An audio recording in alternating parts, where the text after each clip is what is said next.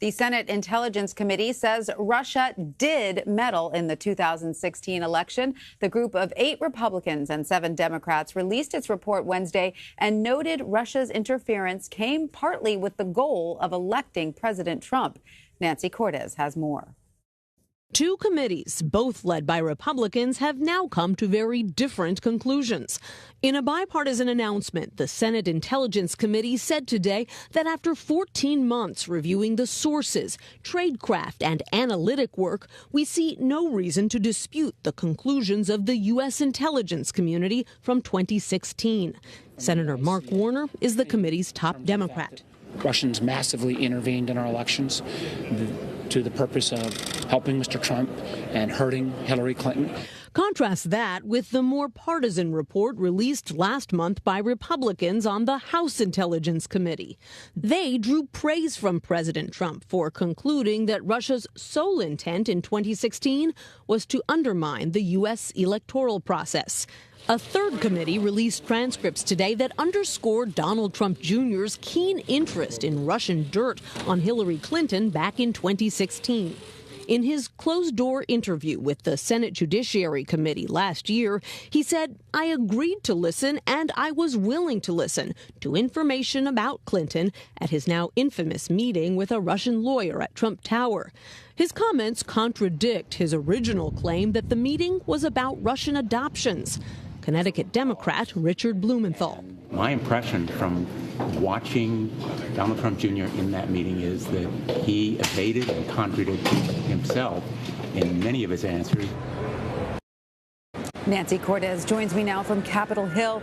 Nancy, as you mentioned, the House and Senate Intelligence Committees came to very different conclusions. Is this a problem for Republicans when it comes to messaging about Russian interference ahead of the midterm elections? If it's a problem, Tanya, it's one that they've become pretty accustomed to at this point. This has been the basic political dynamic up here for more than a year now. You've got a House Intelligence Committee really riven by political, partisan infighting. It really broke down a long time ago. There was never any chance that the Democrats and the Republicans on that committee were going to see eye to eye. Democrats say that some of the Republican leadership on the committee seemed from the very beginning to be much more focused on protecting the president than really getting to the bottom of Russian meddling and the question of collusion. Over on the Senate side, you've seen a lot more comedy, if you will. The two sides determined, despite some of their differences, to work together to conduct these investigations, to keep some of their differences behind closed doors, and to show a unified front out in public. And that's what they did by releasing this very short announcement today, essentially just saying we've looked at all the evidence over 14 months. We've come to the conclusion that the intelligence community was right when it said back in 2016 that one of the aims of Russian President Vladimir Putin and the intelligence apparatus in Russia was to help Donald Trump, and full stop. And that is a big difference from what you saw on the House side, where the Republicans insisted that actually the intelligence community got it wrong, and that there is no evidence that Putin was trying to help President Trump, but more broadly, they believe he was simply trying to sow discord in the U.S. Political system.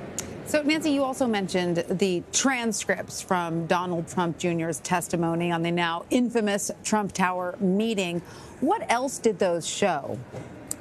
Well, they showed that Trump Jr. and the president's son-in-law, Jared Kushner, according to some of the other participants in that meeting, actually grew pretty frustrated when they didn't get the dirt that this Russian lawyer had promised when setting up the meeting. In fact, one of the participants, a British promoter, Rob Goldstone, said that Jared Kushner actually became, in his words, infuriated that he didn't get what had been promised. Now, Kushner has told a very different story when he testified. He says that he was sort of checked out.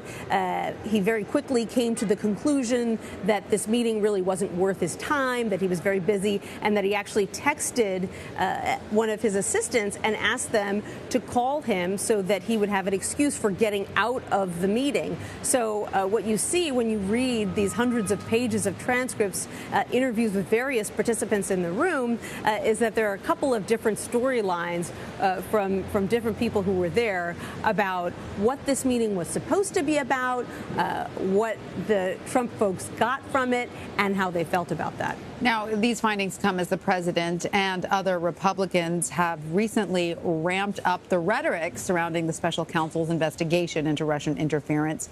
Do you think these findings could impact the Republican outlook on that? Not necessarily, because you are always going to have Republicans who either believe very strongly that the special counsel is essentially on a fishing expedition looking for any way to bring down President Trump. There are some who may not feel that very strongly, but believe that there is a political advantage for them making that case, particularly if they come from very conservative districts where a lot of their voters support the president. And so they are going to continue to make that case no matter what you see coming out of the House Intelligence Committee, the Senate Intelligence Committee, the Senate Judiciary Committee, or any other committee. Those battle lines are essentially set. And, we see dribs and drabs. We're going to see more coming out from the Senate Intelligence Committee as the months go on. But folks are pretty set in their views here on Capitol Hill by this time because this is a fight that they've been having for a year and a half now. Nancy Cortez in Washington, thank you. You're welcome.